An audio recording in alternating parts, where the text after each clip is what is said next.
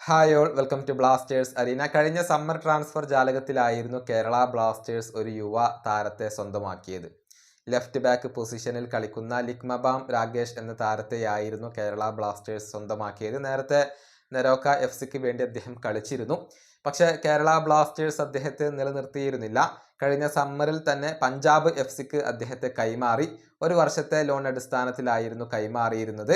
ഇപ്പോഴിതാ ആ ലോൺ കാലാവധി പൂർത്തിയായിക്കൊണ്ട് രാഗേഷ് തിരിച്ചെത്തുകയാണ്. പക്ഷേ പഞ്ചാബ് FC അദ്ദേഹത്തെ നിലനിർത്താൻ തീരുമാനിക്കുകയായിരുന്നു. അതിപ്പോൾ ഫലം കണ്ടിട്ടുണ്ട്. അതായത് കേരള ബ്ലാസ്റ്റേഴ്സും പഞ്ചാബ് FCയും ഒരിക്കൽ കൂടി ഇപ്പോൾ അഗ്രിമെന്റിൽ എത്തിയിട്ടുണ്ട്. ഈ താരം അഥവാ 22-കാരനായ രാഗേഷ് എന്ന താരം ഇനിയും പഞ്ചാബിൽ തന്നെയാണ് തുടരുക. ഒരു വർഷത്തെ ലോൺ കരാറിലാണ് ഇപ്പോൾ ഒപ്പുവെച്ചിട്ടുള്ളത്.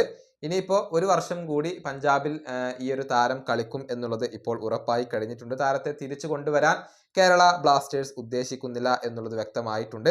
കഴിഞ്ഞ സീസണിൽ പഞ്ചാബ് FC വേണ്ടി കേവലം 5 മത്സരങ്ങളാണ് ഈ താരം കളിച്ചിട്ടുള്ളത്. അതിൽ നിന്ന് ഗോളുകളോ അസിസ്റ്റുകളോ ഒന്നും നേടാൻ അദ്ദേഹത്തിന് കഴിഞ്ഞിട്ടില്ല. ഏതായാലും യുവതാരമാണ്. ഇനിയും അദ്ദേഹത്തിന്റെ മുന്നിൽ വലിയ ഒരു ഭാവി കിടപ്പുണ്ട്. ഈ വീഡിയോ അവസാനിപ്പിക്കുന്നു. അടുത്തൊരു വീഡിയോയിൽ കാണാം.